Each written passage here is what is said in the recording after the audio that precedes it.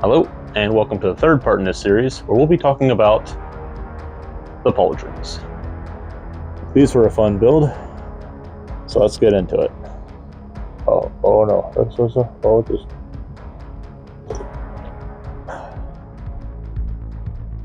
We started with the left Pauldron. I used aluminum foil to mock up the shape around my shoulder. This took several layers, mostly so that it would hold its shape. Once I got close to what I wanted, I tried my chest armor on to see how it looked with it. With the basic shape down, I then used some plastic wrap to begin making my template. Once the plastic wrap was done, I went at it with some duct tape, and then using a Sharpie, I drew out the outlines of the Pauldron.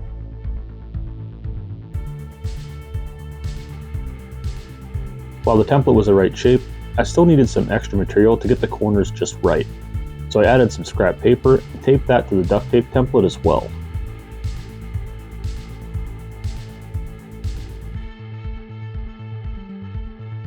And with the shape all good, I cut the duct tape template from the mold and began transferring it to foam. I normally transfer my duct tape templates to paper first, but because this Pauldron is only on one shoulder, I had no reason to take that extra step.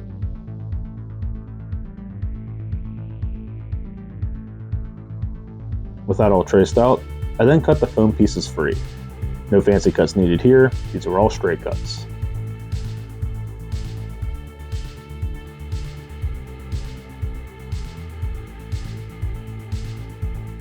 And with some contact cement, press those pieces together to form the base shape of the Pauldron.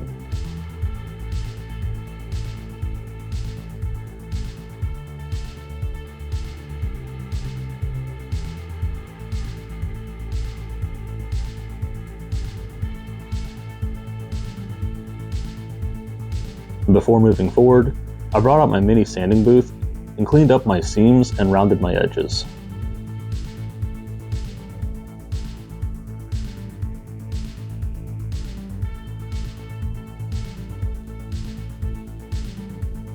Once that was done, I brought out my heat gun and gave the Pauldron a good blast to help round it out.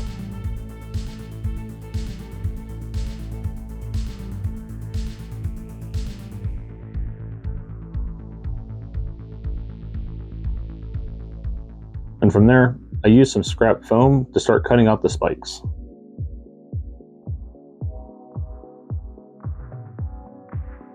This was going to be a long process. There were a lot of spikes on this Pauldron, 6 in total, each with about 3 to 4 layers of foam.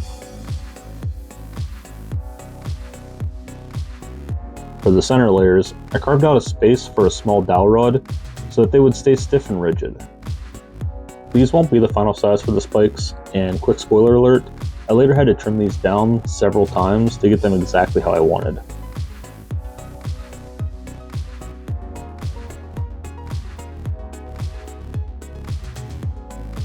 With the glue all dried, I began pressing them all together.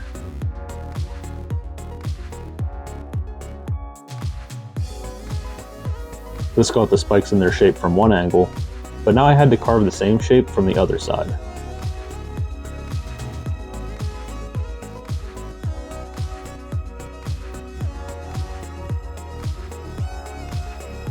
And with that all carved out, I brought back out my little sanding booth and smoothed out all 4 sides of each of the 6 spikes.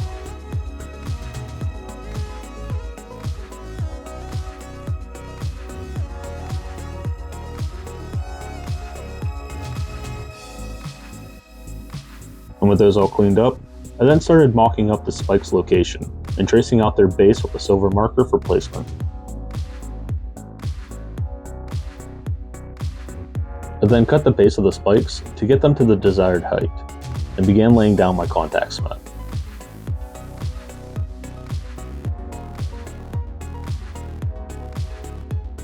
After the glue dried, I pressed them all into place and began mocking up the location for the impaled skull. This was just a cheap plastic Halloween skull, I started by carving out the top and bottom where it would be impaled on the spikes. This took several passes to do because the skull is actually impaled on 2 spikes on the in-game model, one sticking out the nose and eye, and the other out the top of the skull. And after several attempts, I got the skull on and began working on the lower plating for the pauldron. This is just 2 pieces of foam, the top being 10mm and the bottom being 5. I glued them all in place to make sure that they were sturdy. I then used my hot glue gun to reinforce the inside.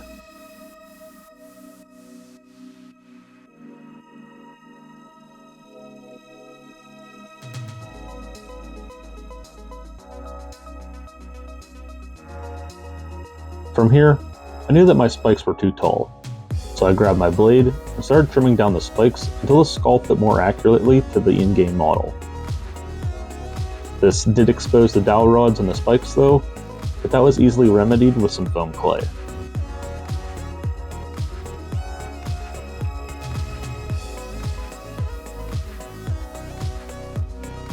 And with the spikes all good, I then went on to coat the plastic skull with a thin layer of foam clay as well. Once this dries, I'll be able to carve at the foam clay to form all the etchings and cracks on the skull.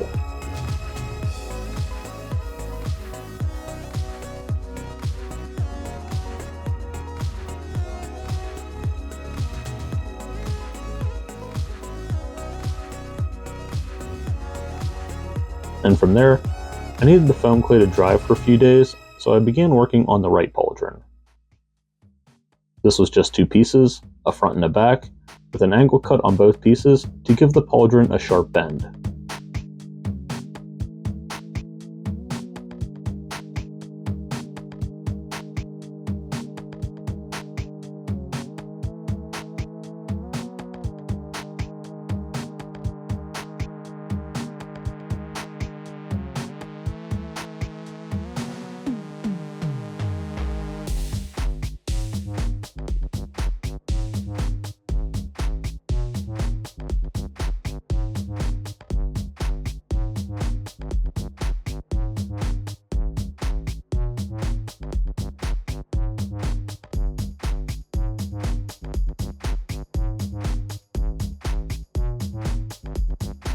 And with those 2 pieces cut and glued together, I then glued a second layer underneath it to kind of help make it more rounded. I believe the second layer was only 5mm and was cut to shape after gluing the pieces together.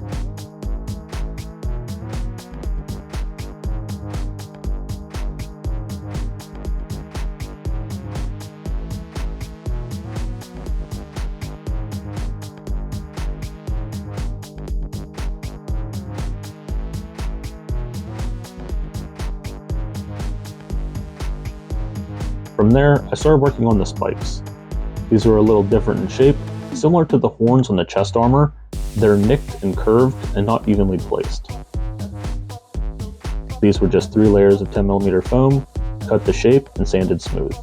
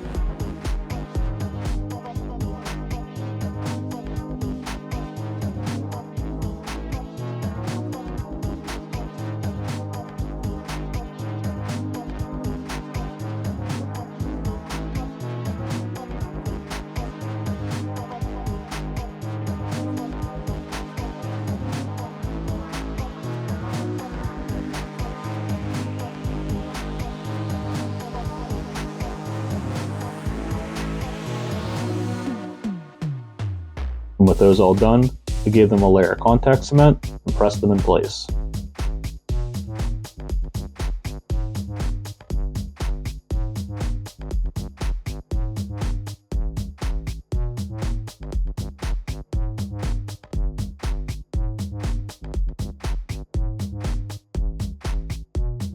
And from there, I carved out tiny little spikes out of 10mm foam and glued them on as well.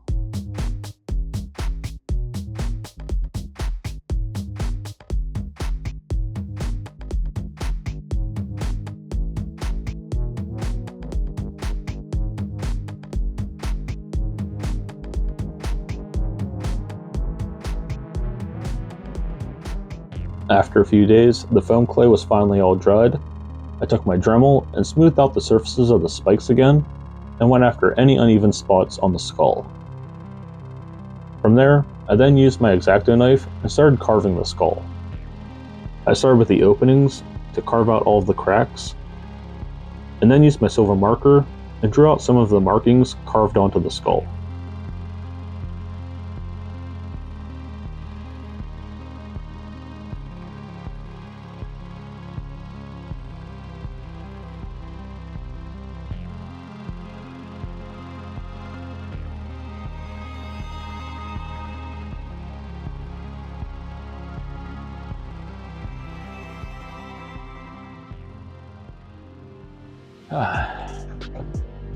Alright, so before I start anything else, I'm currently cleaning up everything on this Pauldron. That means all of the foam clay that I had on here, I'm now doing smooth. I think I exposed one small, tiny little spot that I don't see now. Yeah, I did. Right there. But better than what it was, and I'll be sealing all this afterwards before I paint, so that'll get covered up. That's fine. It's not going to hurt anything. So back in my sword episode, I had talked about doing the chaos arrows in the back of the skull, and that the place I'd seen it clearly, where I knew for a fact that I've seen it before, was actually on the skull in the Pauldron, and I must have just confused it for something else. So right now, I had done a couple cracks around some of the holes, if you can see them. Not a lot, just a little bit. Now I'm going to carve this out, just like I did in that other episode. Technically, I can fit this on. There we go.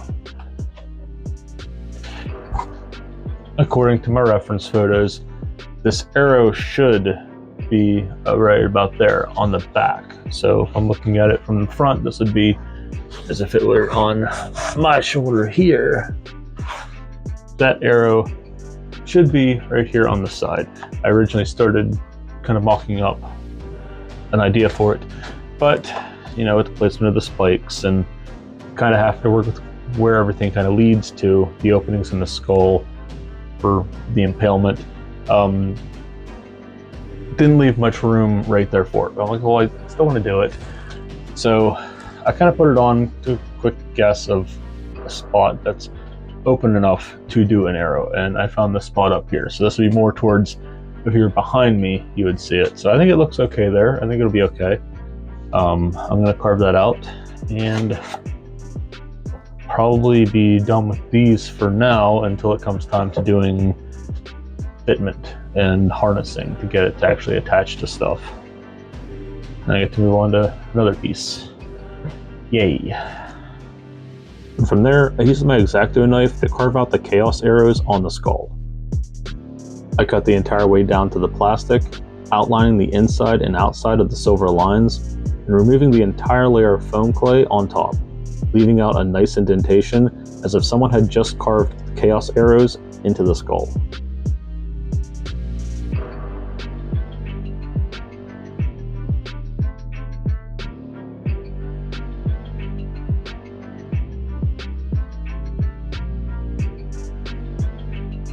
And with that all carved out, I placed the skull back on the Pauldron to mark where I wanted it to sit on the spikes, so I could glue everything in place.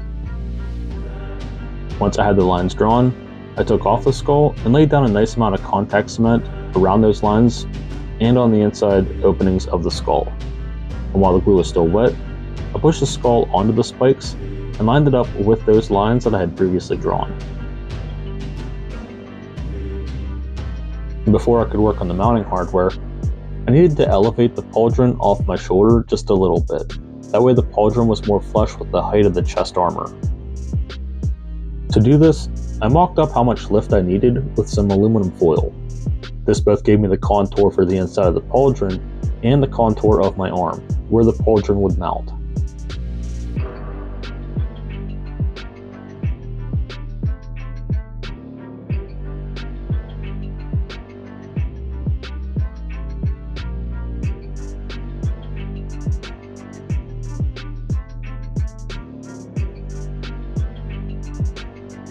I then used that to make a template for some foam inserts using 10mm foam.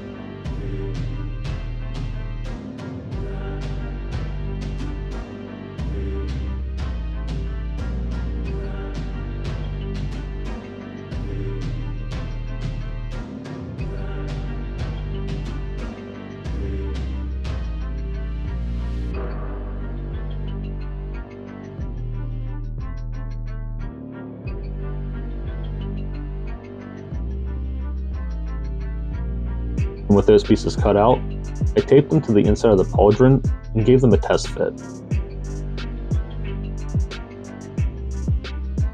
Test fit looked pretty good. It sat a hair higher than the chest armor, which was what I wanted, because the chest armor will have a cape draped over it in that spot, and the pauldron being elevated will help make the shoulder look bigger.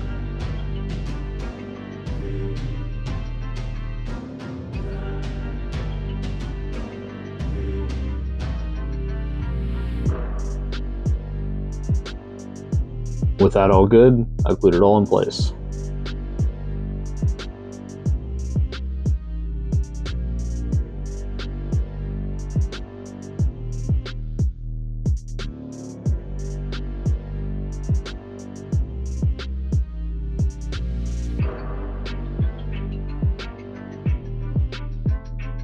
And to make it rest on my shoulder just a little bit better, I made a cap for my shoulder and glued that to the inside of the pauldron.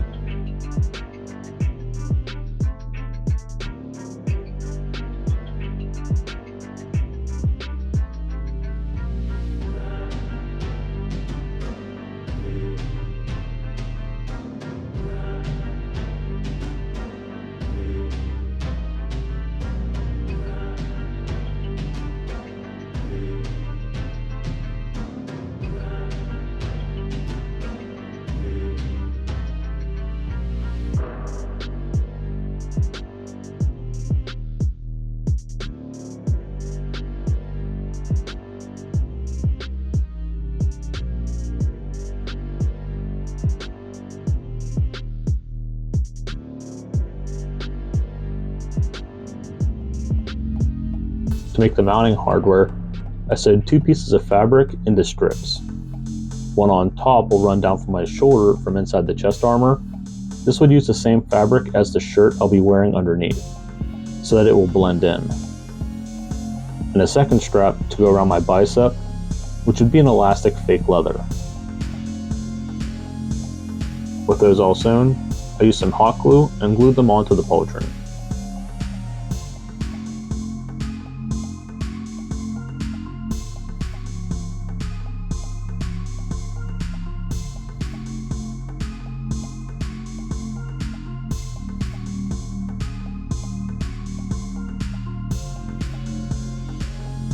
To get the length of the top strap just right, I tested the chest armor with the pauldron and ran the top strap through into the inside of the chest armor to get an idea of where the clip for it should be.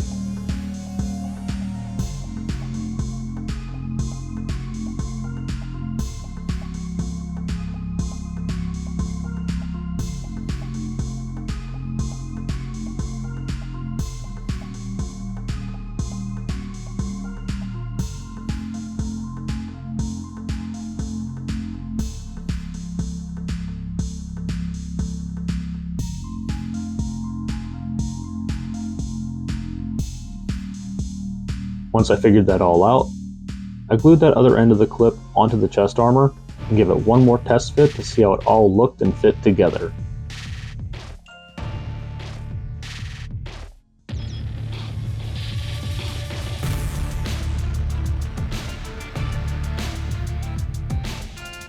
Movement and fitment looked great.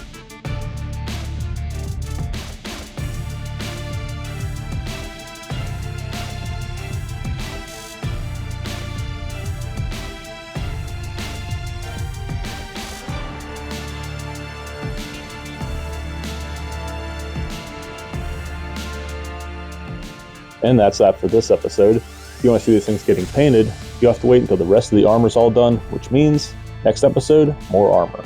To be specific, the gauntlet. See you in the next one.